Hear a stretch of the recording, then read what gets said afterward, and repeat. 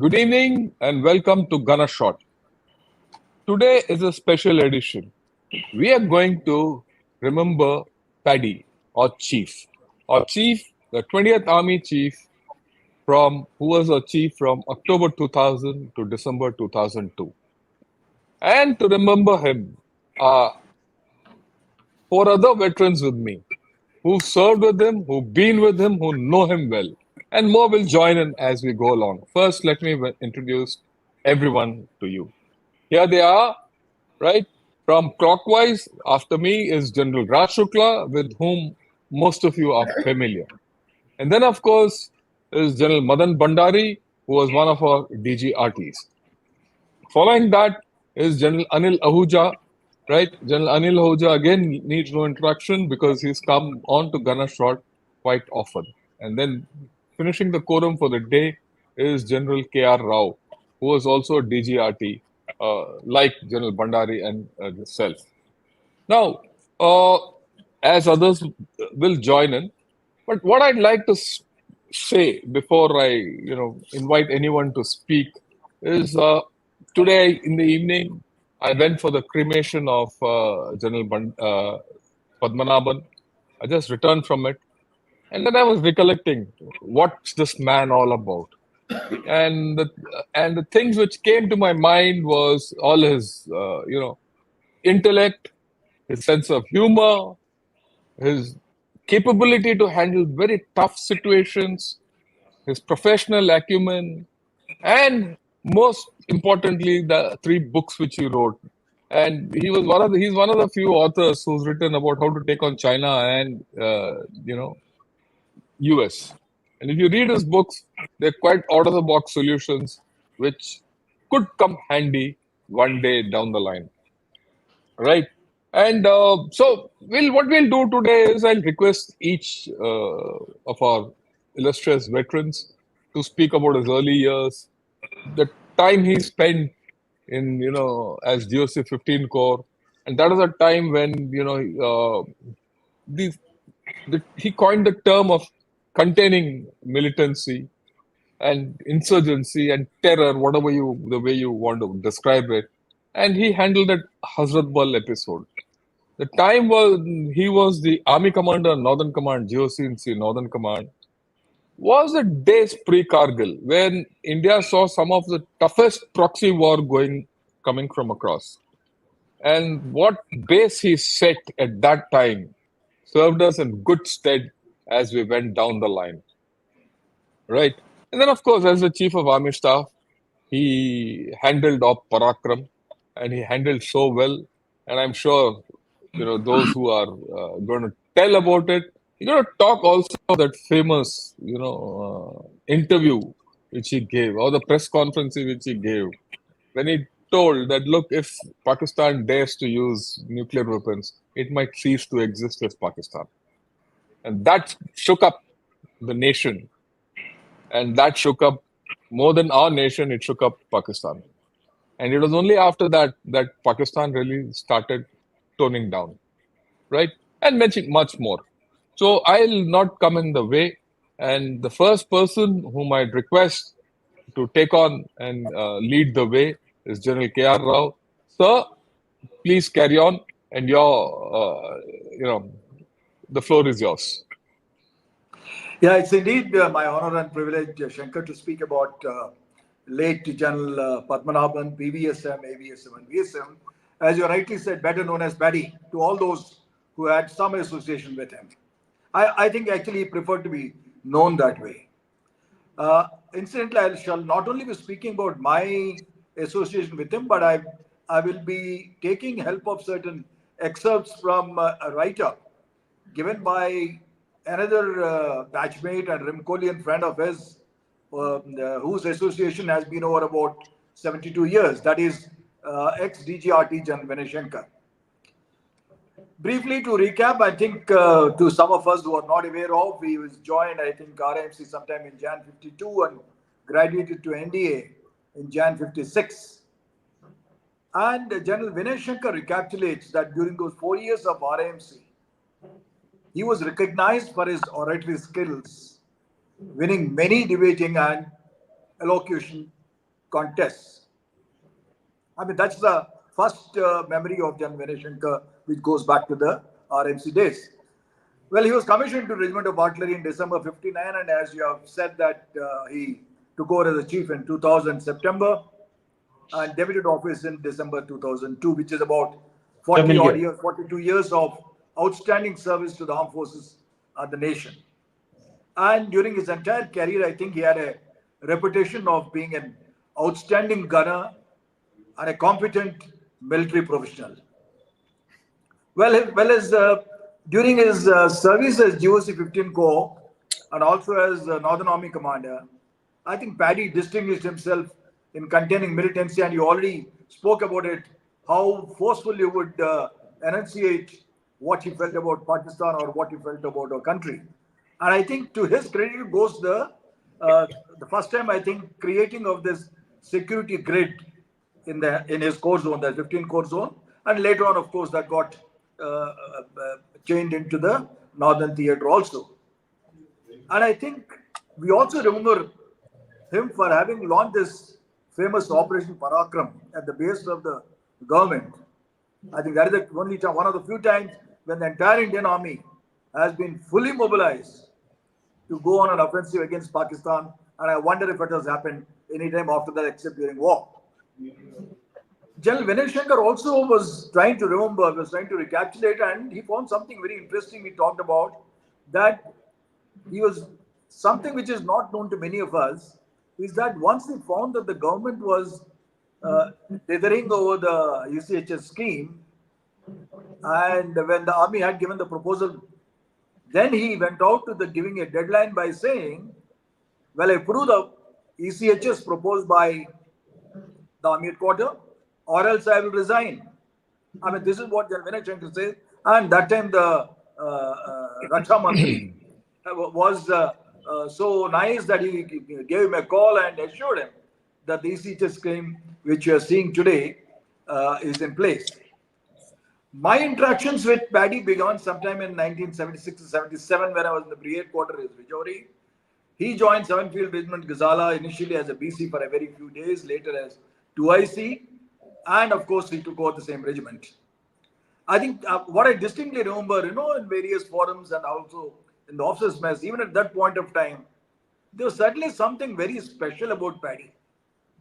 Whether you call it on a professional front, he would speak once in a while, but when he spoke, one, you knew that he is speaking a lot of sense.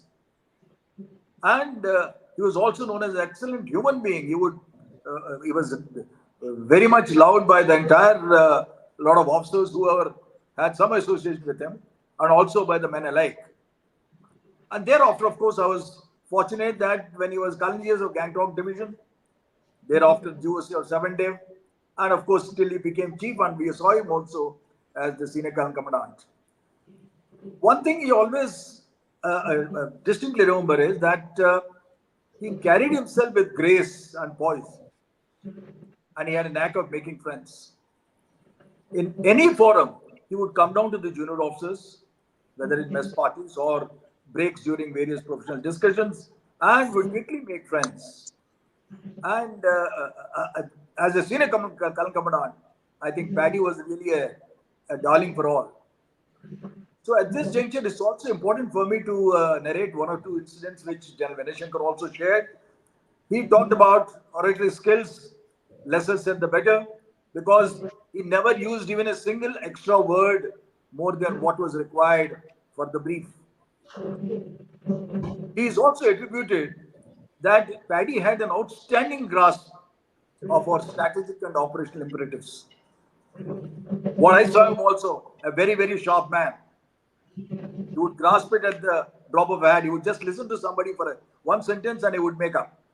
And I think his intellect is well summed up in his book also, which you just talked about, post-retirement. The writing on the wall, India Checkmates America 2017. And actually speaking, one can really put it this way that one of the few, not few, so one of the persons who had a great intellect, a scholarly general. His personal integrity and sense of propriety are quoted till today in all the regiments which he has served. I was fortunate to host him in Delhi in March or April 2010. I also had a meal at his house sometime before COVID, I think 2015-16. He enjoyed his drink certainly. But interestingly, even while we enjoyed our sit together, I realized that he has enormous amount of knowledge on our scriptures. And he would go on and on to narrate as to how he was guided in his entire career, all his years when he served the country. And a word about his sense of humor is very, very interesting. Is more than humor, wit. I think he was very sharp in that. I still remember we had an update during the Hearty reunion in 2005. I and Padma got late, and Paddy had reached. I somehow managed to get past him as we were entering, just breezed past. Padma was trying to get past Paddy, and the door was a little narrow. And he realized the Padma's predicament at that point of time. Look at the grace of man. By turning into humorous, he just turned back and said, Rupa, I think I'm following the wrong lady. Where are you? You see, that's the presence of mind. And that the grace with which he didn't even make an issue out of it. So I think Paddy is a great loss to many, and for all those of us who have the fortune of any association, I think he'll be missed for a long time, a permanent void. And certainly, having been a DG of artillery, regiment of artillery, mourns for his loss. Thanks a lot, sir. Thanks for your words about General Padmanaban. You spoke about his wit, his sharp intellect, his approachability, his friendliness, and his capability. But then that's and you also spoke about the interaction you had with him and all that. Now I'd request General Madan Bhandari, who was also our predecessor as a DG artillery. In fact, your predecessor also, to speak about General Padmanaban. Sir, all yours. Yeah, first of all, gentlemen, it's a great pleasure to be amongst all the illustrious gunners today. Now, mine is going to be more of a personal uh, personal sort of views rather than his contribution as a corps commander, army commander, and as a chief. Uh, Paddy was a year and a half senior to me. We first met in 1968 when we did the LGSC together. And at that time, Ruby, that is Rupa, and Bini were the brides, as such, the first brides whom sort of who met together.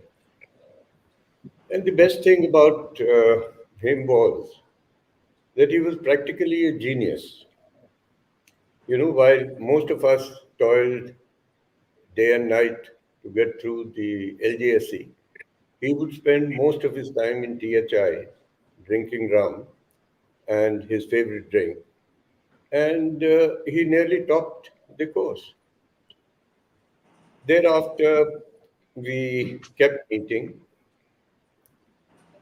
He went into General Kumar, and thereafter, of course, the distinguished career, as Shankar has said, and K.R. Rao has also mentioned.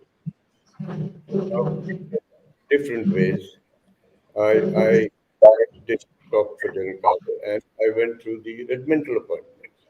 So there was a sort of a void in my knowing him as a professional during his stint as 15th Corps Commander, Army Commander, Northern and Southern Commands.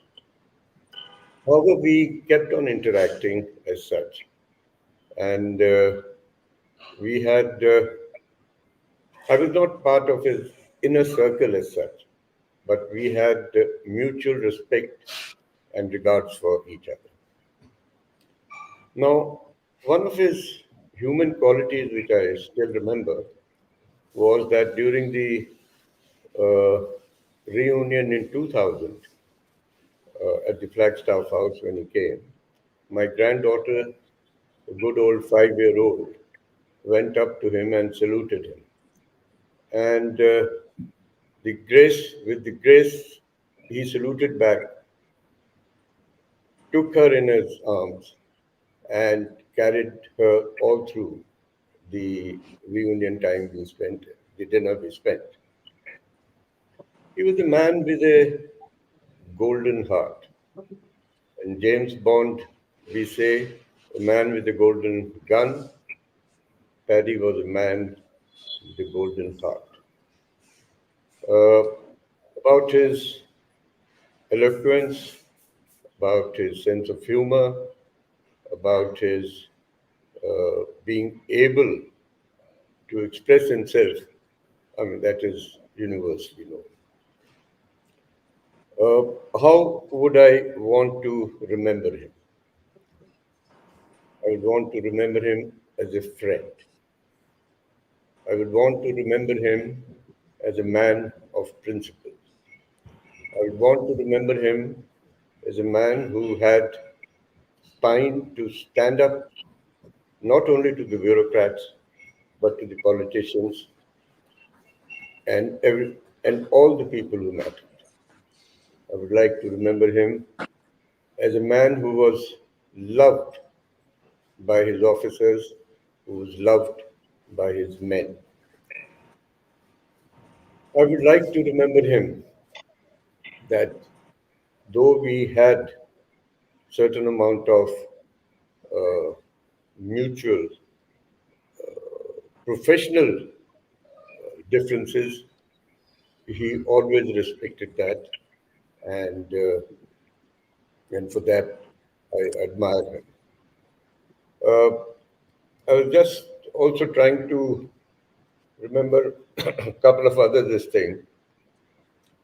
Uh, how would I like to remember him? Yeah, a man with a strict exterior but a very soft interior.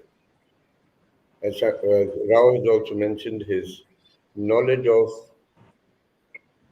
everything, not only professional, but scriptures and everything else was immense. Uh, I would like to end by saying, rest in peace, my friend. We miss you. The regiment misses you. All your friends miss you. And we would want uh, your blessings when you are in heaven. At this point in time, I would also like to just say a few words about the contribution of Mrs. Padmanaban.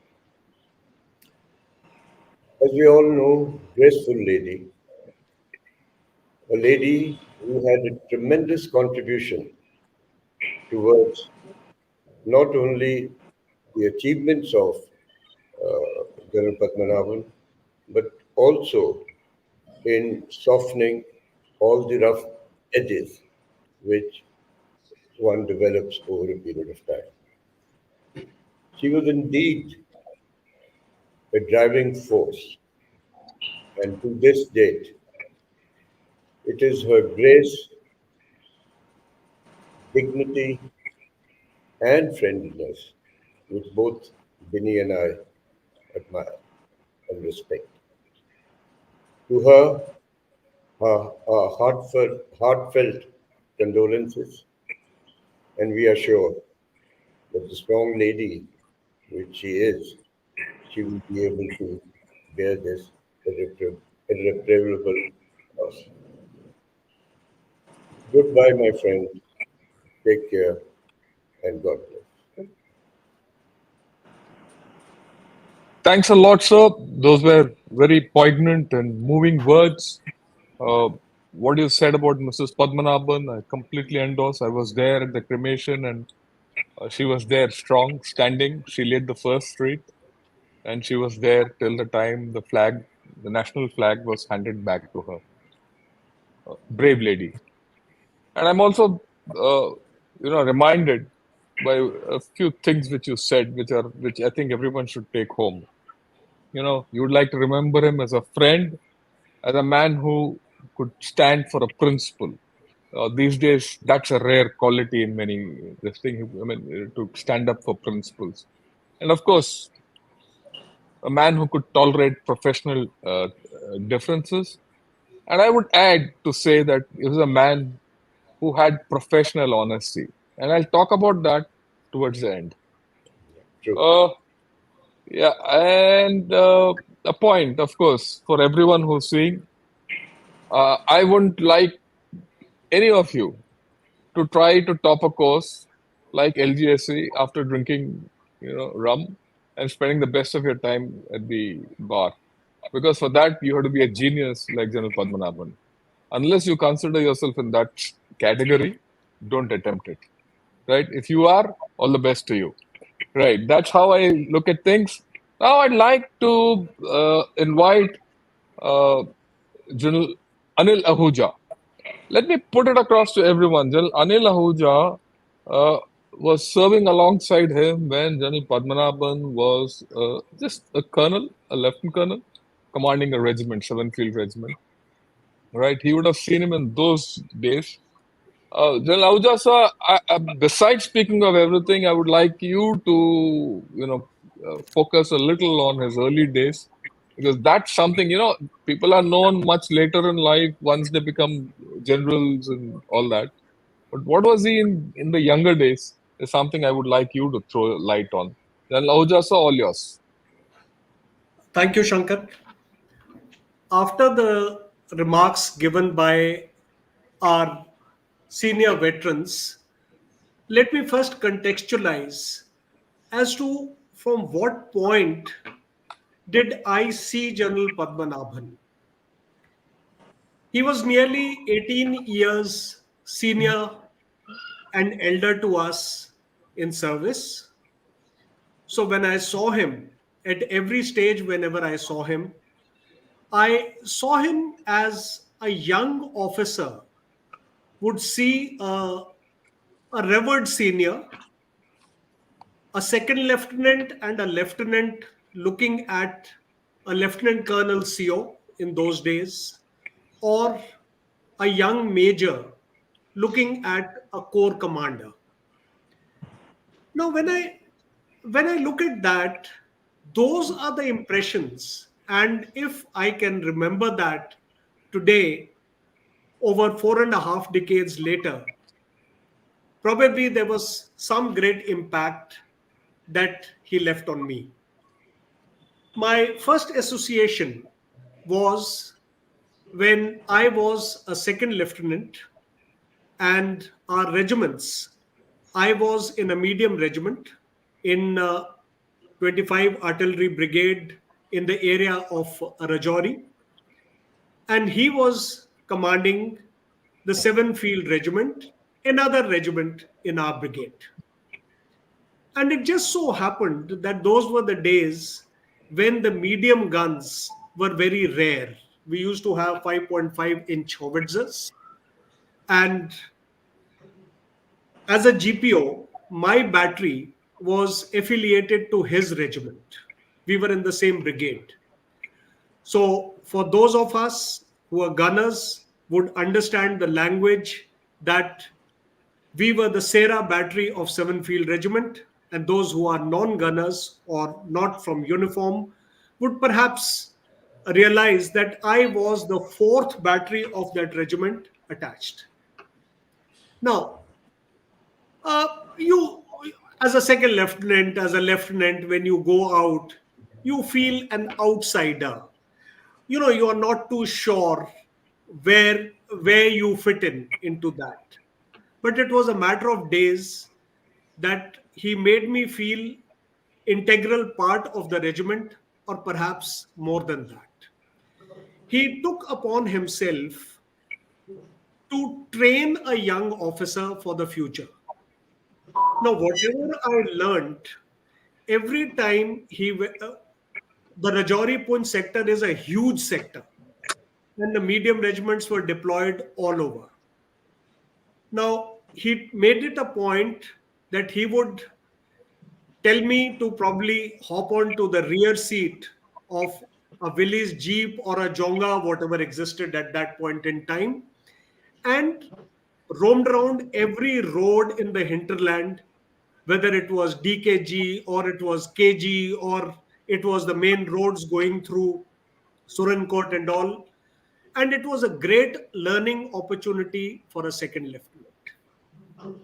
Now, I remember those were good days. I'm talking of 1978, 79, early 80.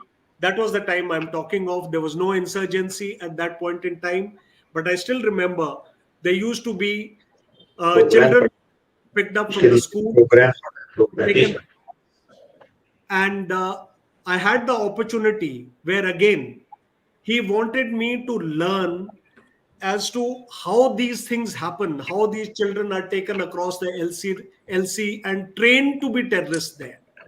So there was a small village, Rajdhani, on the road, and he took me there along with him, where he was trying to find out as to what happened, who were the teachers involved, and all kinds of things, which were to a second lieutenant, which were a very, very unique experience.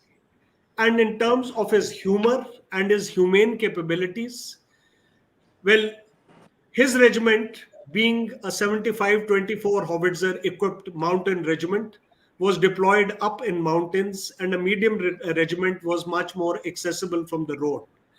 And he was a die-hard South Indian, and my regiment happened to be a die-hard Khalsas. And it was a treat for him to come and enjoy cups of tea and try and speak in his sprinkling of Punjabi to the people. And rather than people feeling reluctant about a senior officer visiting a gun position, people always look forward to his visit. Now, that is where he left an impression, and what he taught me has stood me in good stead throughout, because the way he taught me that terrain, I can never learn it ever. My second, fast forward to 1993-95, our regiment was in Srinagar, and he was the co-commander. And that was around mid 1993-94. And our regiment again happened to be part of the Corps Artillery Brigade. Otherwise, it's rare for a major to have an opportunity to even see the corps commander. Now, let me, in the short time available, let me just cover two small incidents.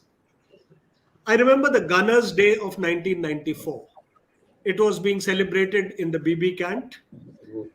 Gunners' Day function, celebrated, all arrangements made, everybody enjoyed. The party was over. At a time when people were looking at winding down, here was a corps commander in an operational corps who was there to be on parade as a corps commander. Having finished the entire event, he called the QRT and he called his staff officers, and some of us youngsters then were again told to hop into those vehicles for our education.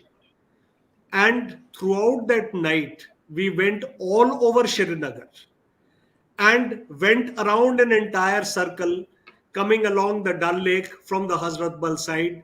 And at the crack of dawn, we were back. Here was a person who was distributing his commitment to regiment, to socializing, and to his professional commitment as an operational corps commander. The second incident, uh, our regiment was carrying out uh, convoy protection and ROP duties on Baramulla Srinagar Road. And there was an altercation between our columns, and some people in civil dress, in civil gypsies who were armed and who were trying to get into the convoys. And after the altercation and after a bit of manhandling between the two sides, it emerged that they were some intelligence people who were roaming around in civis. And one of the persons who was there, who was also pulled out, happened to be the SP of one of the intelligence organizations. Now, it became a big civil military issue, and it was perhaps the surest sign that that second lieutenant is going to get sacked, along with many, many more.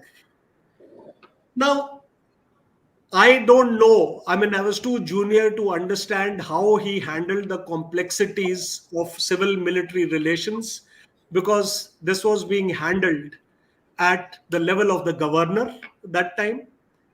But I was called one day to finish a court of inquiry in 24 hours.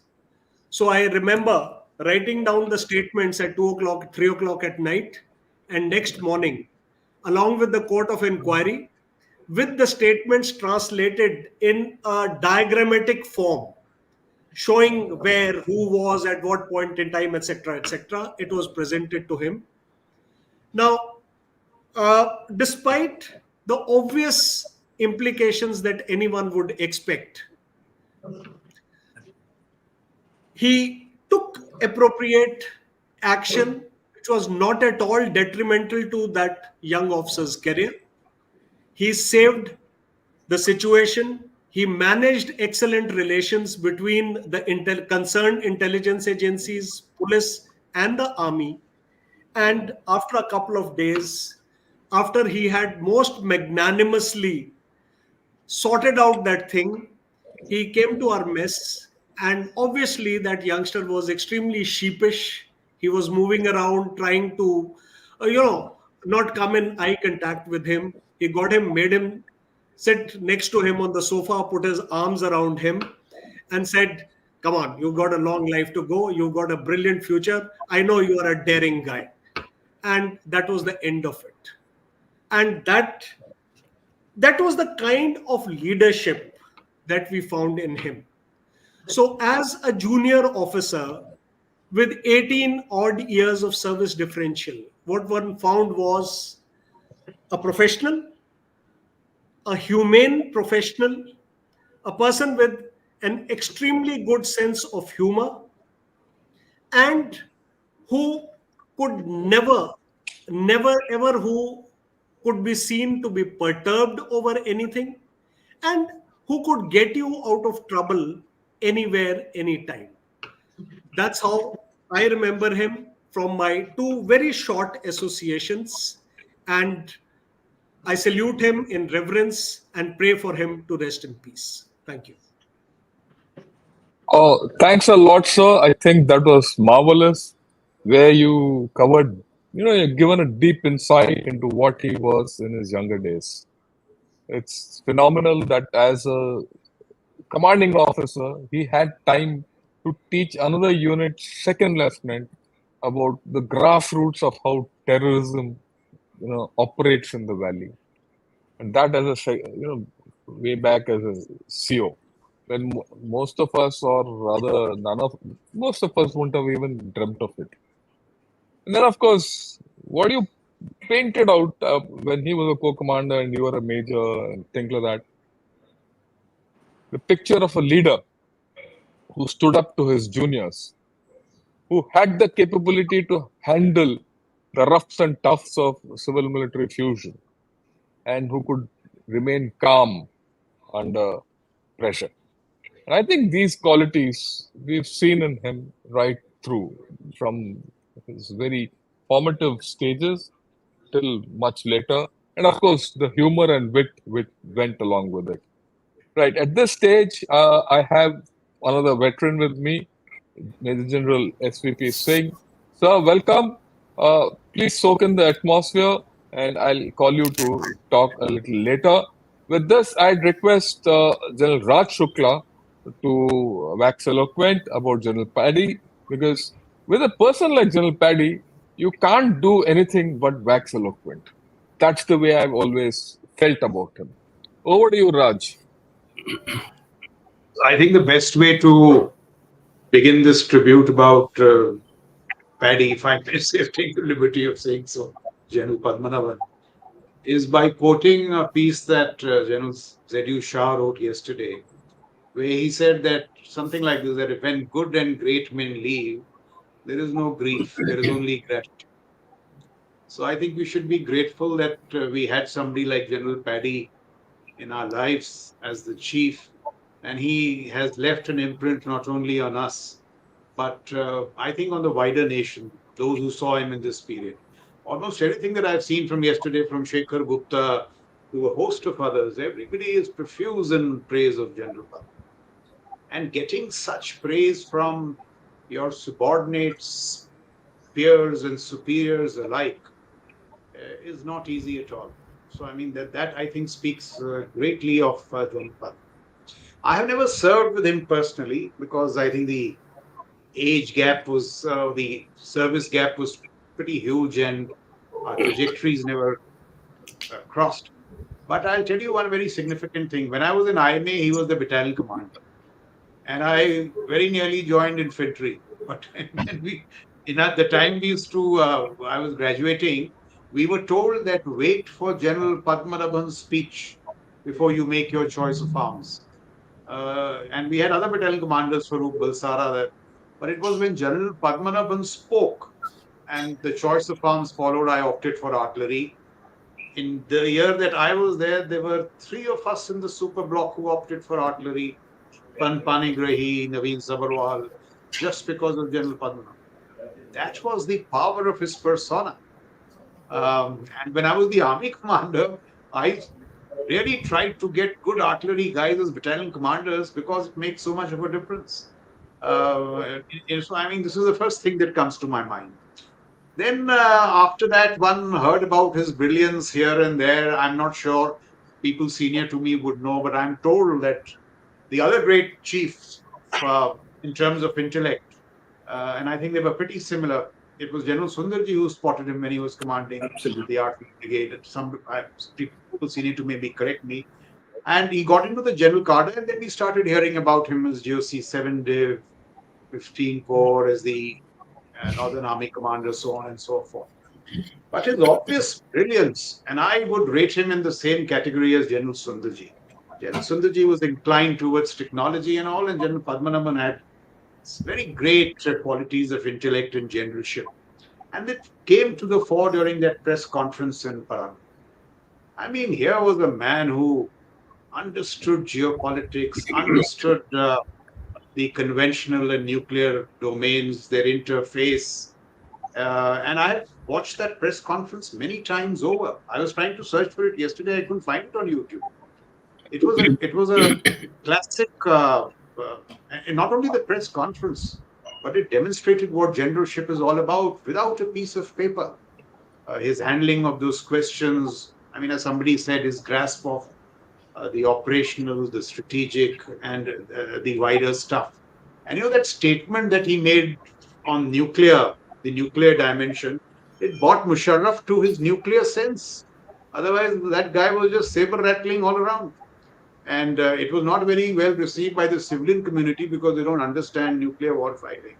But those who understood it, the message was very severe. And I think that it was not that he was being responsible about our nuclear capacity and all. He gave some very solid messages, in that whole debate about massive retaliation and so on and so forth. Yeah, here was somebody who really understood this whole business. Insofar as other qualities are concerned, I mean, I've seen him from a distance. He embodied what I think in the army is known as sharafat.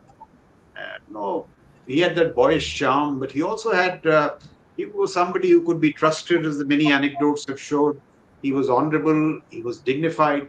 I think he was one of those generals who told us that the army is run not by the Army Act, but by so many other qualities. There's a lovely saying which says that in a hierarchical organization like the army, there will be a senior and a junior. The senior, if he's a gentleman, will never show it. the junior, if he's a gentleman, will never forget it. People like General Padmanaban inspired that kind of respect and love, and so on and so forth. The next time I come in contact with him was when General Rajan was my boss.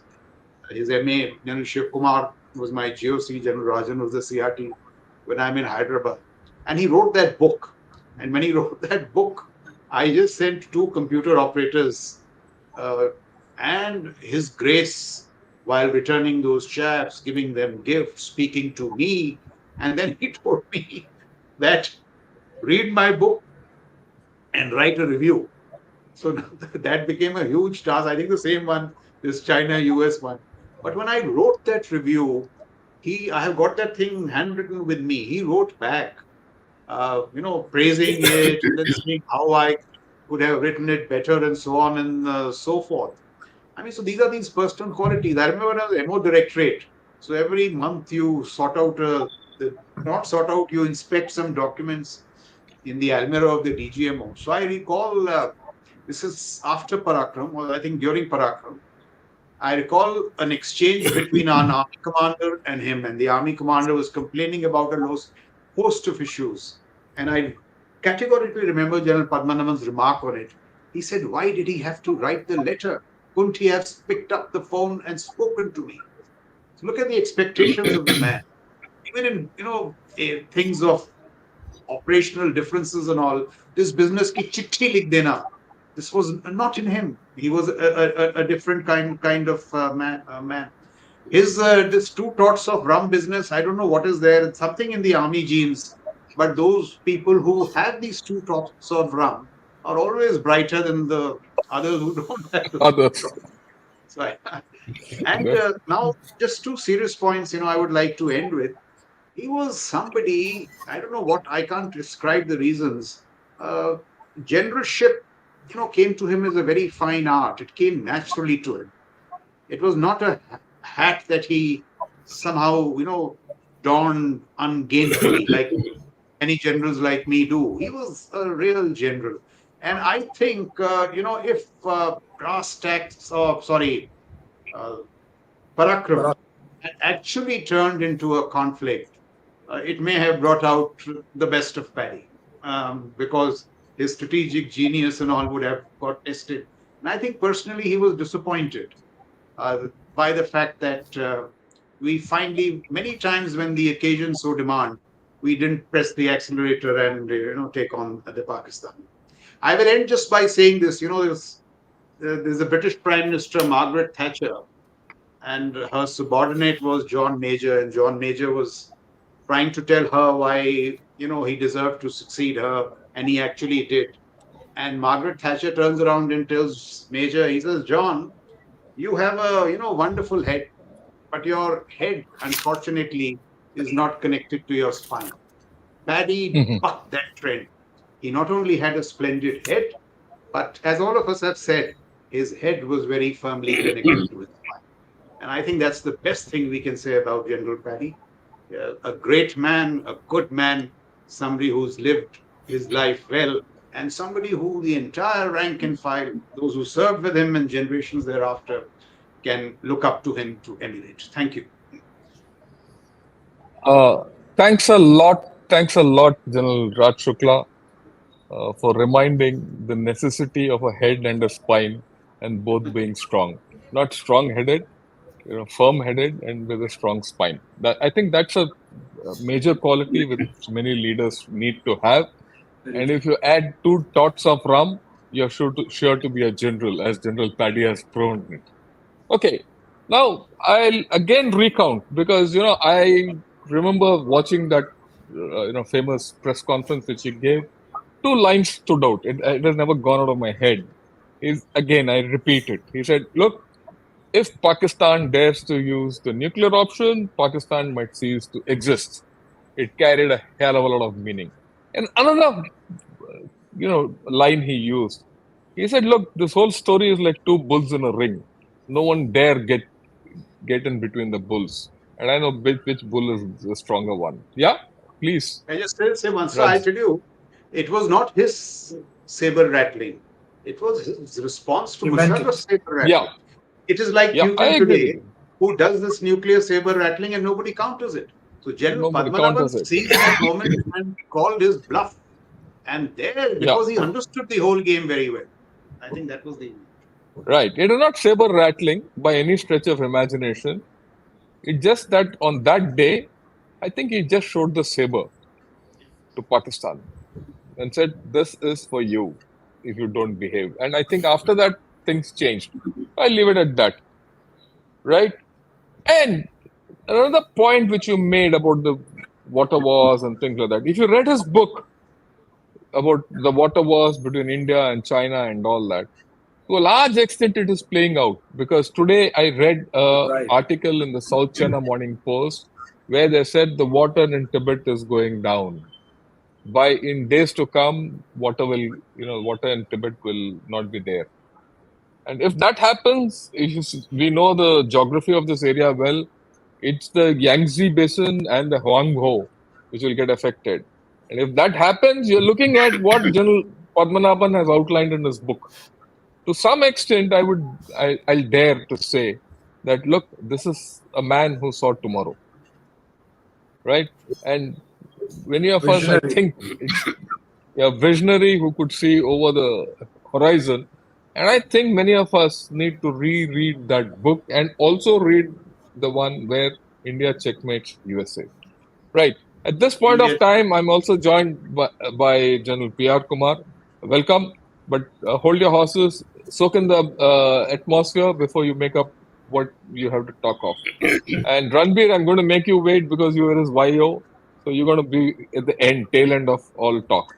And, right. So, General SVP Singh, sir, you are my ADG, and I would like you to give your views on General Padmanaban. And you're so insistent that you must speak. I could not refuse you. Over to you, sir. Thank you very much, General Shankar. It's an honor for me to join in this very creamy layer of illustrious gunners, all very senior to me. But I recall here I will put a joke across in the mold of General Paddy himself. So I was there somewhere in an event where I delivered a talk in Hotel Lalit about 4 years back. So a lady at lunchtime, she saw my name there and she said, "You are a major and a general both." So I did not know what to answer, but I think it was in the General Paddy's mode. I responded. I said, "Yes, ma'am, you got to major to become a general." So today among the lieutenant generals, I can feel I'm the major. Now that my first real contact with General Padmanaban came on a Rimkolian grid. And so I'm one among the crowd here, the guys who's a Rimkolian. And he being a great son of the RAMC, I happened to be in Dehradun when Raj Shukla was a gentleman cadet. I went across to him to meet him. And before that, I'd met a battalion commander who was from the signals, and he had been our family friend. So he told me it's a very busy time in IMA, there's no time, and like that. And after that, I went to pay my respects to General Padmanaban. So when I said, "Please, may I come in, sir?" He said, "Yes, please come." So when I entered the office, I found just the table lamp light was on, and I could not really spot the battalion commander, at that time, Colonel Padmanaban. So then I found that he was sunk in his chair and he had a sports and pastime covering his face. I sat down and he said, "Okay, let's have a cup of coffee. It's always great to have a Rumkolian around me." And then I found that there was a pile, from the floor. It was coming up of sports and pastime and illustrated weekly. And then the first thing he told me was, "Oh, it's a great place, There's no work here." But the preceding battalion commander whom I'd met, he said, "There's a very heavy load of work." So that was his style. And it was a great meeting him that day. I think he never let me go before about 20, 30 minutes I spent with him. And that was really my first time I met him. Now, second, which I really want to say, which was my great honor, was when I was the artillery center commandant in 2002. And we had to bid farewell to General Padmanaban. It was combined with the artillery conference, and it was a very enlarged artillery conference.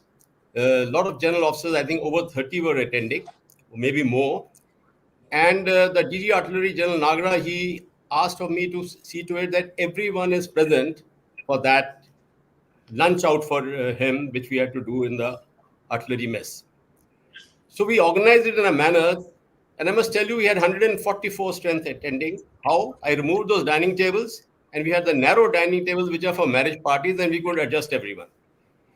So I was sitting with them on the table, and when I had to speak, before that I told him, I said, I'm very nervous what to say. So he told me Mongolians are never nervous. So I got up, and this is how I started, and I do not know what drove me to say. I said, General Padmanaban, sir, Senior Colonel Commandant, Chief of Army Staff, Colonel's Commandant, ladies and gentlemen, it's today a short guy like me feels very tall to bid farewell to General Padmanaban, perhaps the tallest army chief we have had.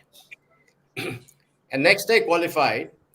Sir, I remember vividly the headlines which came out in your first press conference in the Pioneer newspaper. And that read, and this is what I stated, I am no Napoleon, says Paddy. So I further qualified that. Very true, sir. Napoleon did not have the good luck of commanding the northern and southern armies and this great Indian army. And the top table, it just thumped with General Sciota, General Shantanu Chaudhary, and the cream of the gunners, Colonel Commandant, General Pami Sehgal, they were all present. So after that, when he got up to speak, he said, let's give a clap to this brigadier, a short Sardar. That's what he mentioned. And he told me he's nervous what to speak. So that is it. And he carried this memory very, very deeply with him when I next met him in the artillery center in 2008. So that was my interaction with him at a level when I was the center commandant. Before that, I was commander of the 12th Artillery Brigade in Nasirabad, and General Bhandari is here. He was our DG Artillery at that time.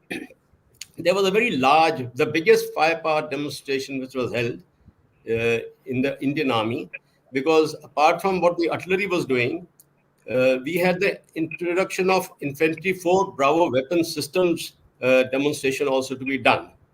And the Raksha Mantri was Major Jaswant Singh. So it was a very, very prestigious event which the chief had conveyed to the army commander and all, that he wanted to see that the 4 Bravo weapon system has to get through all those introductions. And that day, General Padmanaban, his grace, his poise, I first observed how his dynamic presence, what we say in leadership, projection of personality, was all very domineering without him speaking. And that is one thing which I really picked up in him, a great personality. His very presence spoke about that. Now, next is, I must say, I was also G1 Ops in 1990 in 11 Corps, and that time, Brigadier Padmanaban was a commander with 23 Infantry Division who were operating in Punjab in 11 Corps. So I had an opportunity of interacting with him, and subsequently he picked up his rank as GOC 7 Infantry Division. So I remember a sand model exercise which was conducted. The Corps commander was that time General BK Shibba. And what a successful conduct of that sand model. It was an education. And when he summed it up, the Corps commander himself mentioned that's one of the best summing ups I've heard in the exercise. So that was General Padmanaban. And now I will want to, I heard him say in a gathering So when he was we could chief. give a little to others. You don't mind? Yeah, let me just say this Yeah. last part. Uh, he's mentioned that he got a call from the Raksha Mantri uh, in a flash. He said, "Listen, Chief, I have to go to the Prime Minister and I have to tell him, okay, what is the biggest need of the army today." And General Padmanaban said, "I thought for a fraction of a second and I said, married accommodation." And that's how the map took place. And the Prime Minister announced in the 2001 August Independence Day. Thank you very much for giving me this time. Well, I would say that he was a leader in the rare earth mold. Thank you. Thank you very much. Thanks a lot, sir. You've spoken of a leader in the rare earth mold, and you also mentioned when others had work, he did not have any. And despite that, he was more successful than others. And you described him as the tallest army chief we've had. I think that was very great based on your own interaction. Now, I request General P.R. Kumar, sir, you're welcome. Please, the stage is all yours. Over to you.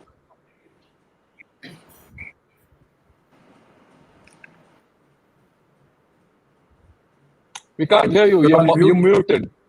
You're muted. Please unmute. Good evening, colleagues, especially the seniors, General Rao and others. My apologies first for joining a little late. We had a little crisis in the society. I was just busy with that. I missed out on all the gems which the other speakers would have spoken. My association has been only once in my entire career for an hour or so, or maybe 2 hours, when I met General Paddy. I was Colonel GS 19 Div. Those days, the LC was quite hot. Not that he had come because of that, but it was on his visit as a chief in, I think, 2000 and late 2000 or 2001. He came to our division. I remember those days, the Colonel GS used to give the presentation, even if it was the chief. And thereafter, only the GOC, myself, the chief, and the MA was now Lieutenant General Kumar. We had lunch in the library of 19 Div. Raj may be familiar, but I don't know whether the library has changed.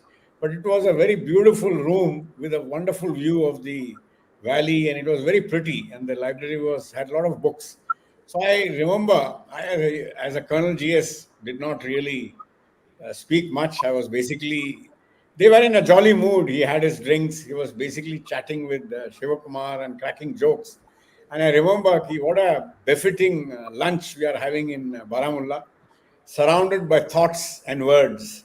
So it was spontaneous, the way he said it. It wouldn't have occurred to me that when you go to a library, when you say that you are surrounded by thoughts and words, it's that when Shankar told me that we are just getting together in the evening, this is the one thought which occurred to me. The rest, of course, one has always thought that he was an exceptional officer and a gentleman, an exceptional leader who led by a very self-effacing and a very a person who did not feel the necessity to dominate anybody. He was not a dictator. He was a person by his sheer intellect, his sheer personality and charm. I think he won over the entire Indian Army, and he was a legend, and he was an iconic gunner. And I salute him and remember him on his demise today. Thank you. Thanks a lot, sir. I think you made a very, very interesting point. And I thank you for it. You spoke of his spontaneity and his, words like he's surrounded by thoughts and words, and that surrounding of thoughts and words in a militancy, high pressure militancy environment, just tells you the thought process of this man and how he could behave in the toughest of conditions, and how we were fortunate to have a leader who could think of many things other than the militancy in a completely high pressure militant environment. Hats off. Before I now invite General Ranbir Salaria to talk about him. I would request all those who are watching, if you have a message about General Padmanaban, like the way General Shamiraj has written, and I would like you to write it out. And at the end of this, I'll read all those good messages out. I'll not take any questions today. I'd rather you people, those 52 of you who are 60 or whoever is seeing it live, put down your thoughts and we'll read it out. Yeah. With this, I'd like to invite General Ranbir Salaria. Ranbir commanded the same regiment as General Padmanaban. Uh, and who would know General Padmanaban better than Ranbir? And so, over to you, Ranbir, because today did see your CO here and your men who were there laying wreaths at his cremation. And I'm sure you had a lot of interaction with him. I know it for sure you had a lot of interaction with him. Over to you. Thank you, sir. Thank you for giving me a chance to speak out my sentiments today.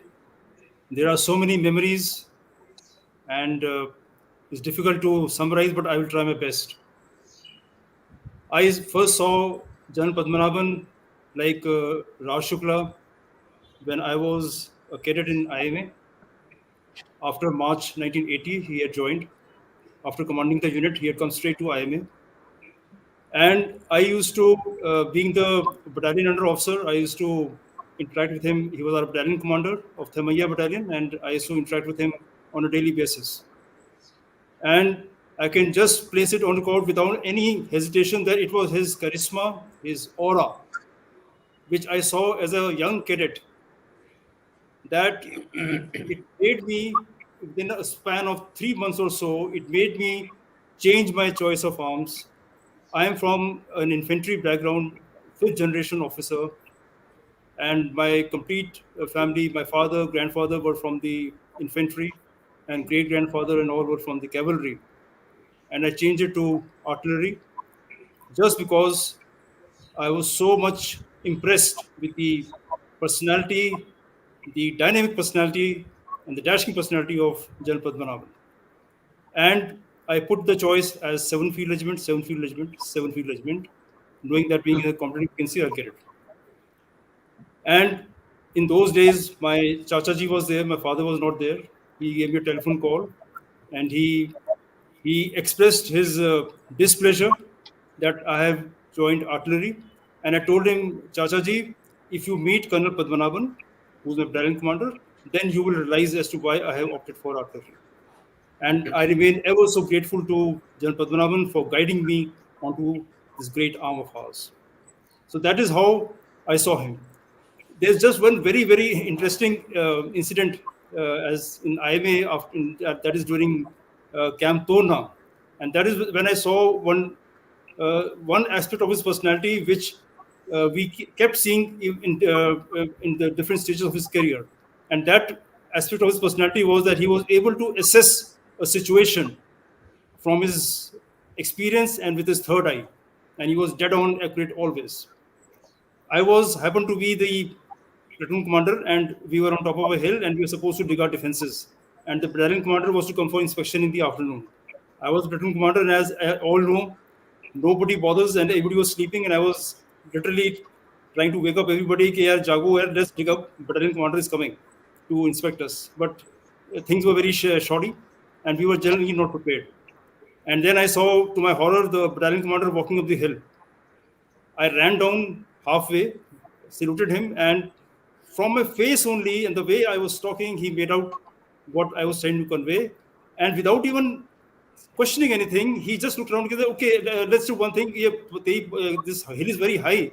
Let's go to an easier location and we'll see some other locality over there. And he went over there. In the Badakhana, which was the campfire which was to follow, he came to me and he called me and he said, son, were you ready for today's inspection? I said, no, sir. And then he just kept quiet. He just looked at me. And in that look, he conveyed everything. He conveyed everything that this is not what I expected from you. And you better wake up and you better sort yourself out. And that was the biggest lesson I learned in my life. And I never made that mistake again in my whole career. So that was a type of uh, personality we saw as young cadets and got totally impressed with it. In the unit, uh, if General Shankar remembers when he was a DGRT and when we used to interact with a lot of units, when he was the Colonel Commandant, he used to interact with a lot of COs and he used to tell them कि आपका जो photo जो लगा हुआ है आपके CO साहब के ऑफिस में वो आज तो लोग आपको सलाम करेंगे लेकिन the real test comes when after 7 years people still remember you and give you the salam. And that is exactly in that General Padmanaban was in that same category where even today when you go to the unit, all Jawans remember him with such love and affection and with so much of respect. And his story, his legacy, he commanded so many decades back. They are still so much alive in the unit. So that is the type of commanding officer he was. I'm told, though I never saw him as a commanding officer, but I keep interacting with all the senior officers who were there with him as youngsters. And what even General Huja said, he had institutionalized the training of youngsters through various exercises, tactical exercises, especially. He also had instituted the procedure of making a detailed career chart of each officer as to in which year of service he is supposed to do what. And then that is to be followed very religiously. And we all owe our progression in our careers just because of that very meticulous planning by our commanding officers. He was also known for his deep connect with the troops.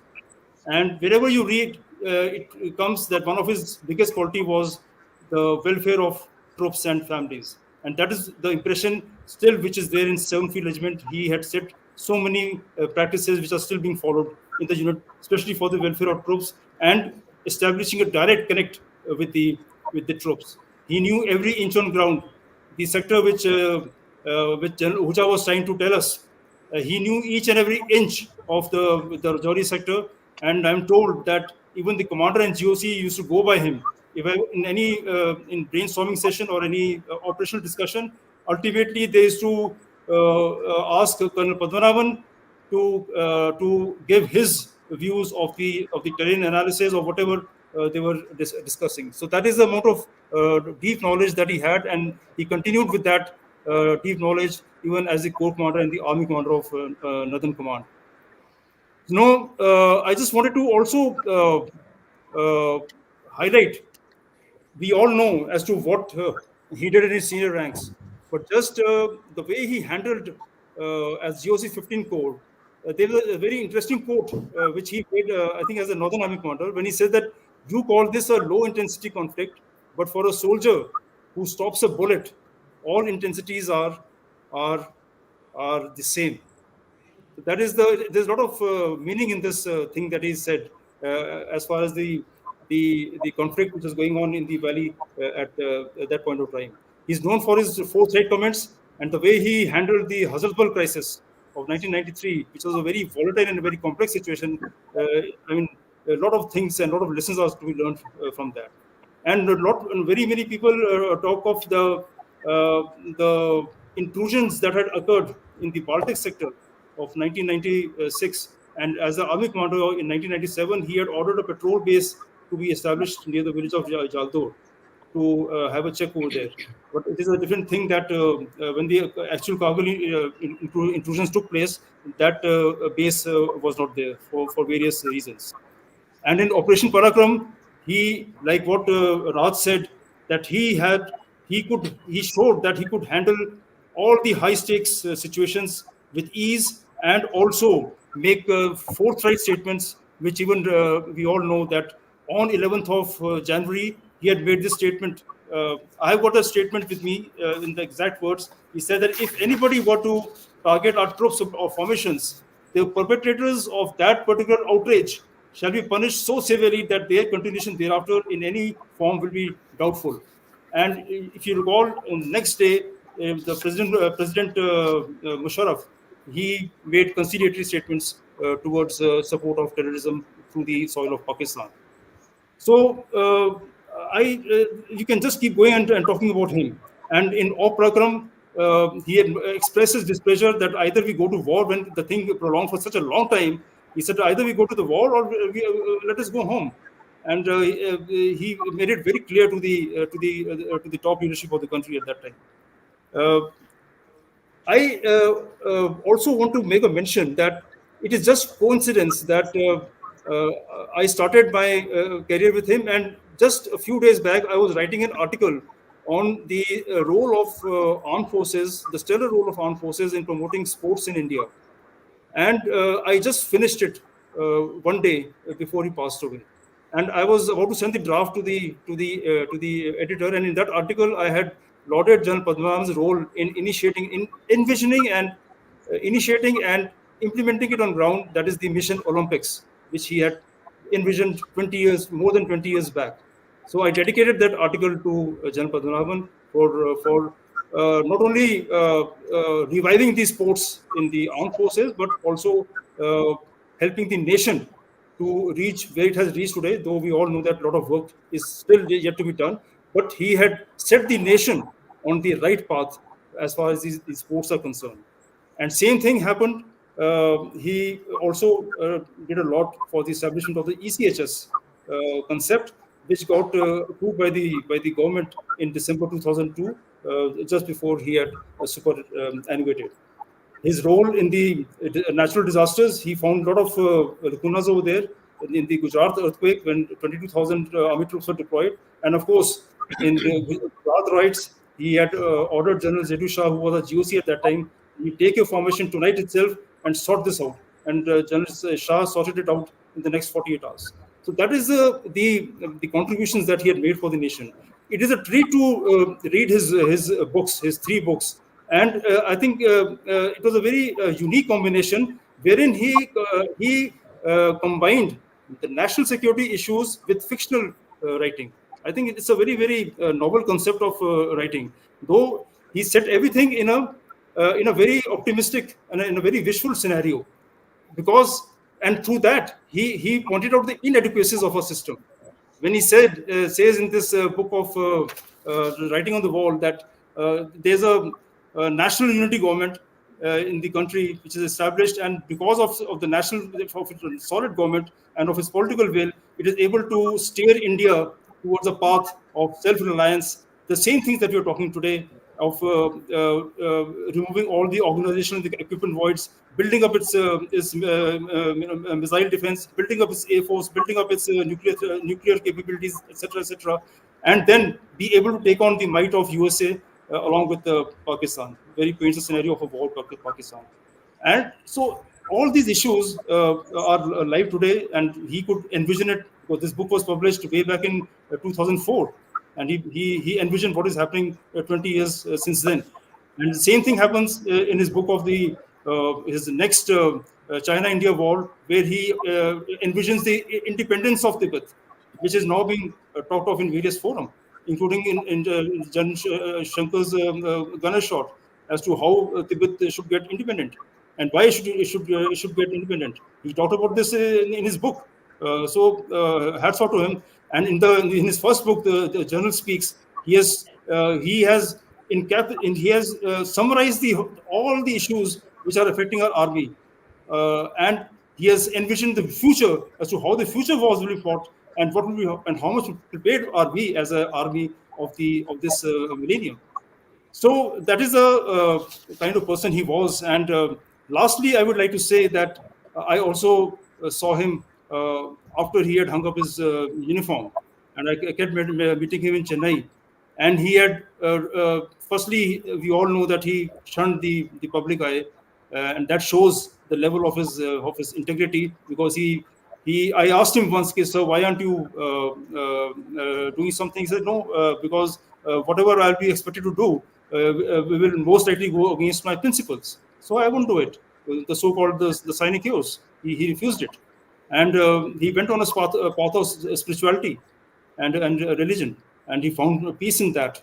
And so connecting with him even after the last 10-15 years was an experience and a learning by itself as to how one should lead his retired life. So that is all I have to say, that he was an exemplary leader with both tactical and strategic brilliance, a man of integrity, man of principles, simplicity, and what General Madan said, exterior, a very rough and very tough man, but interior he was full of compassion and so soft, and totally dedicated to the welfare of troops. So I we can only pay our gratitude to such a great man, and may his soul rest in peace. Thank you, sir. So can I just say one Thanks a thing? lot. Seconds. Yeah, please. Please. I was just recalling his MA General Rajan, who was my boss, used to say how quick on the uptake and decisive he was. So he said when he was the chief, people would come with these files with 20 flags, and they would tell him, tell the MA, "ये 2 minute में नहीं होगा, I need 20 minutes." And he says the half of all of them would be out of the office in 1 minute. Because before you sat down, Paddy gave you a decision this way or that way. And the only people he tolerated for more than 2 minutes was either his rum partners or Rimkolians. Yeah, So fine. one more thing, That if I may that add, I forgot. It's a very interesting incident because he used to hit the nail on the head. Like I said, he could assess the thing. We were Clarity, moving great from clarity. in a military special train after our Siachen tenure, and we were moving to Coimbatore, and we had a halt in Delhi, and we called on him at the army house. And if you recall, some military special train, the most loved place is that bomb, the open bomb, where in the evening you put your chairs, and the all the officers, and if there are any families traveling, you have and sit down over there and have a nice time. And when I met the chief in the army house, the first thing he said to me, "I hope you're not having that bomb system in your train." तो मैंने बोला sir कर रहे हैं sir, कहता you are hereby I hereby prohibit you, and it will not be done in your balance of your travel from here to Coimbatore. So he had a knack of hitting that nail on the head, and he knew where to find. Thank you, sir. yeah. General Thanks a Shankar, lot. could I just, in 1 minute, General Shankar, could I just share Sure, something of the we'll get back to RAMC you. and General Padmanaban in a minute? I'll get back to you. I'll get back to you, sir. I'll get back to you. I'll get back to you. Well, Right. I'd like to summarize what General Salaria said. He spoke a lot with a lot of great passion. The most important thing which he spoke and it gels with others is his love for troops. And I see it in Sevenfield, I've seen it in Sevenfield at close quarters as to how each man and family looked upon General and Mrs. Padmanaban. Even that I could see it even as late as today. But was it just his love for his unit? I don't think so. I think he had a genuine large heart for the entire army, the people of the army, and their families. And that is exemplified with what has come out in this discussion, that he was his only wish list for the chief, the prime minister and the Raksha Mantri was okaying the map, and then his insistence on the ECHs.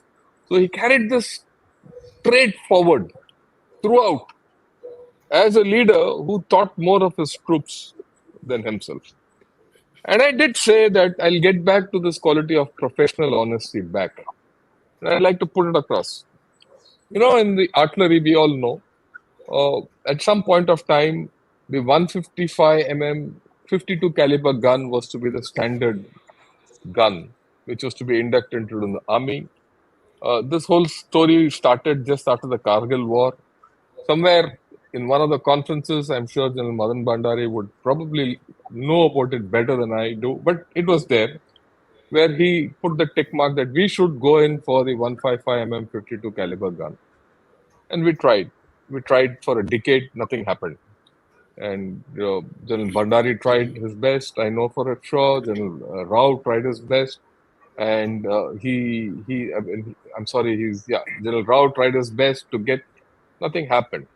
I still remember, and we were making some headway with the 155 mm 45 caliber and 39 caliber. I still remember during a reunion. I was a brigadier those days when he stood up, in an open forum of all gunners. And he said, "Look, I think I made a mistake by insisting on the 155 mm 152 caliber. we should look at other options. We should look at the 45 caliber and also probably the 39 caliber. And that stuck me as a man who, 10 years after relinquishing his role, rank, everything, could come and say, look, I made a mistake then. I think it's time to correct. And we took it on from there. Right. And we revisited our whole situation.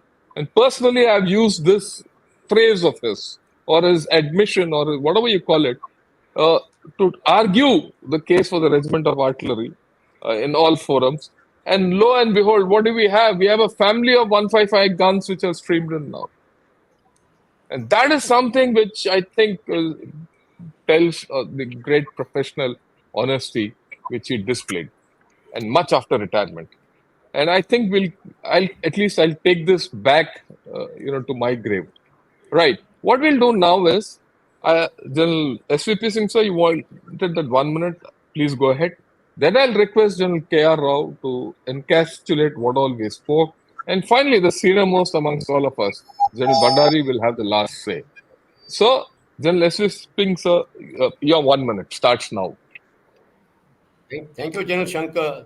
It is the RAMC who gave the chief to the Indian Army, but how it happened, it's on record, what I'm going to tell now. When he was going for the Services Selection Board for the NDA, he was not sure whether he wants to join the army. And he asked the masters how I can fail in the SSB. And this was brought to the notice of the principal. And the principal wrote to his father. He said, this cadet has a bright future. And I think some word like genius or something has been used in the principal in his dossier. And then he called him and said, listen, you've got a very bright future. And if you feel you're not up to it in NDA, you will go into foreign service. These are recorded things I'm saying. I remembered. Ultimately, he was motivated. And what he did for the army, what he did for the armed forces is going to be remembered in the annals of military history of Indian Army. Thank you, sir. Thank you. Then also your a couple of minutes to sum up what all we've done the whole evening today. I don't think we have enough of time actually to speak. We can go on and speak about Paddy. I think firstly he was one of the first officer gentlemen to the core. He was certainly one of the scholarly, as even Raj and Anil also talked about it. A man of that caliber, that intellect, that knowledge on strategic affairs, and the ability to put across in a very lucid manner and to the point. He never waffled around. He had such a fine command over the language. And to top it all, I think very few of us are blessed. Hardly any we can really come across that who's got the grace and poise also to carry himself. For that matter, like even friend Ranbir was saying, the minute he was walking itself, his walk itself, people used to look at him. We were enamored. I mean, we used to look at it the way he used to. People used to wonder as to how he used to have such a clean shave.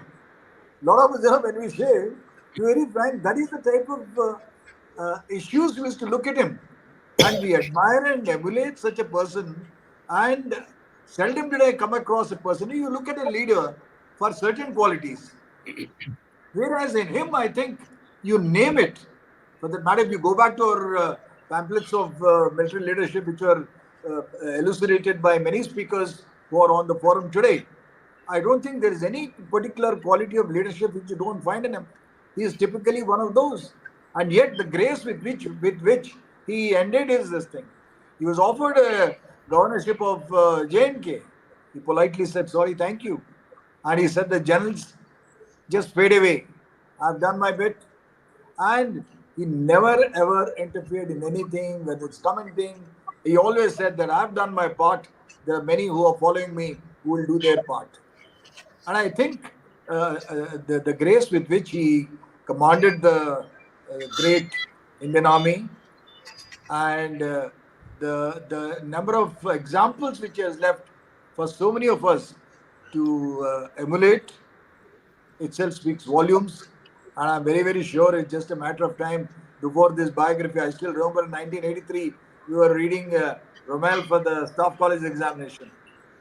So I'm sure we have a person far ahead of many of the generalships. Yes, they were fortunate possibly to some extent that you could see the World War. Whereas if Parakram had gone into actual practice, what actually the war had taken place, we would have seen the generalship of that man even there. Thank you. I think we are indeed lucky to have had an association with such a great man. May his soul rest in peace. Om Shanti. Thank you, Shankar. Thank you, sir. And General Bhandari, sir, all yours. I would like you to cap up what all we have spoken today evening. No, General Shankar, it's going to be pretty difficult because with all the illustrious speakers who've had very close association with him, having mentioned everything else, all that I would like to mention is that it was in October 2001 during the Army Commanders Conference. He was the chief and I was the DG. And that was the time when we tried our best to get the regiment the tag of General Carter. Not individual officers opting for General Carter, but like the infantry and the armored corps, the gunners also to be recognized as General Carter. Unfortunately, because the numbers were against us.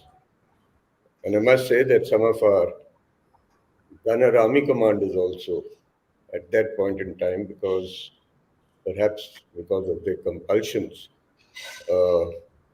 did not come up to the expected standard of them.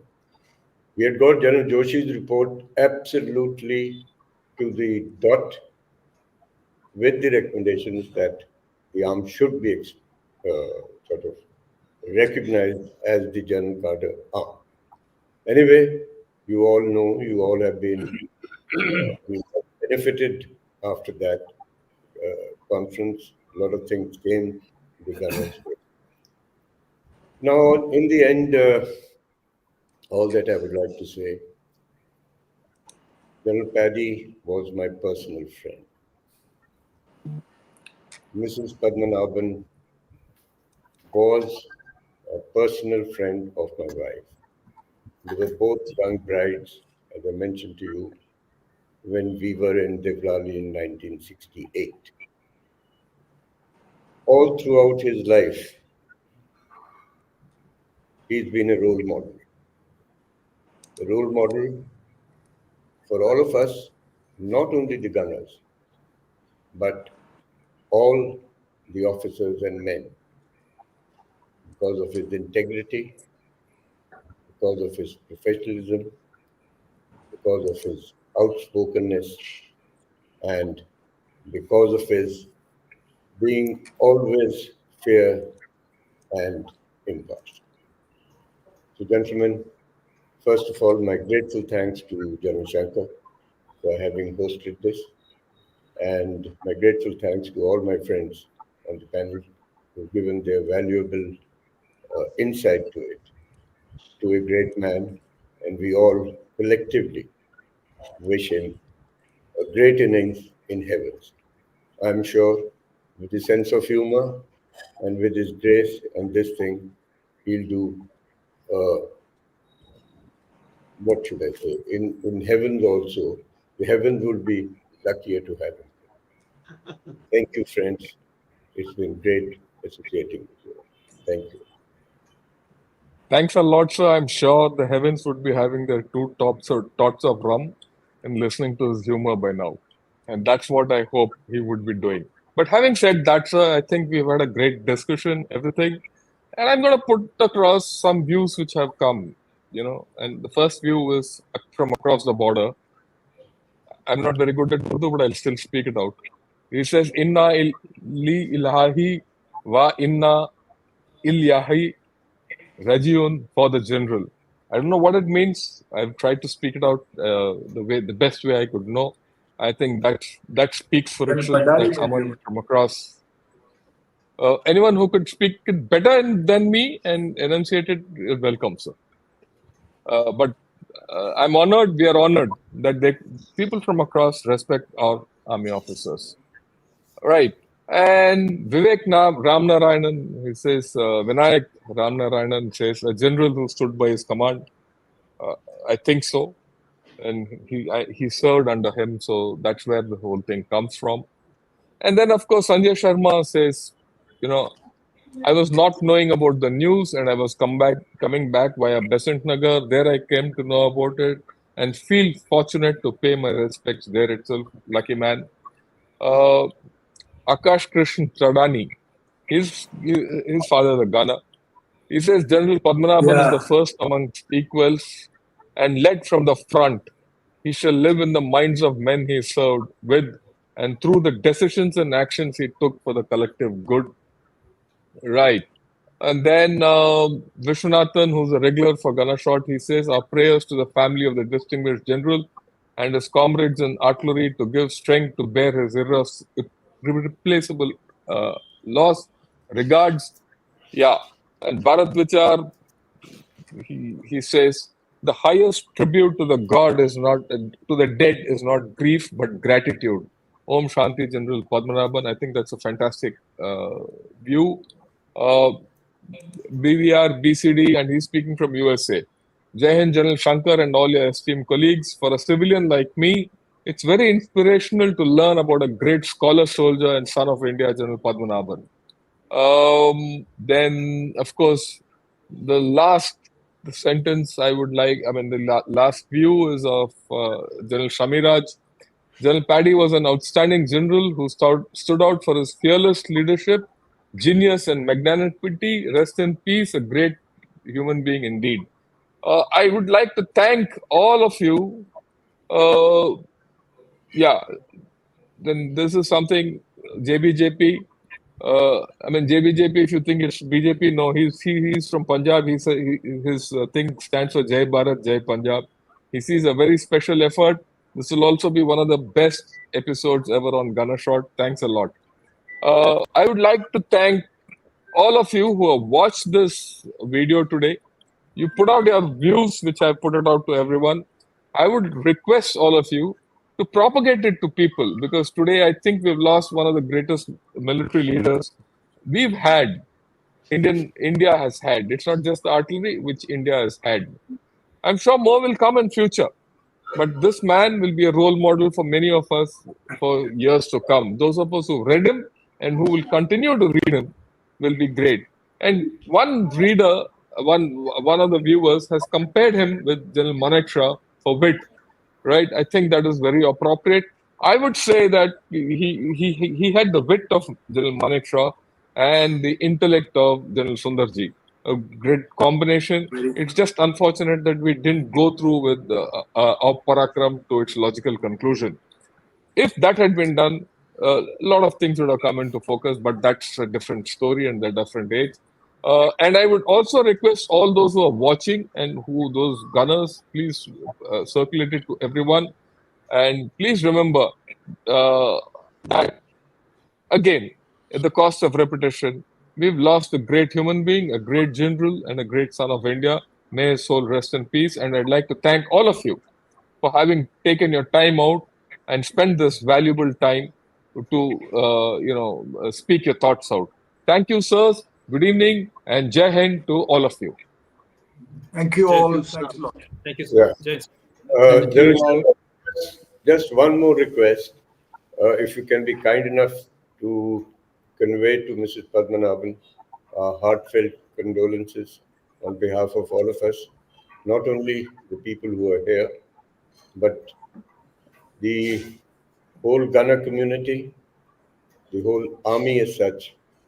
And may I also request you that if you can send this special copy of this to her to sort of see it during her own time and see that the respect we have for this great human being. Thank you. Thank you, sir, and Jai Hind.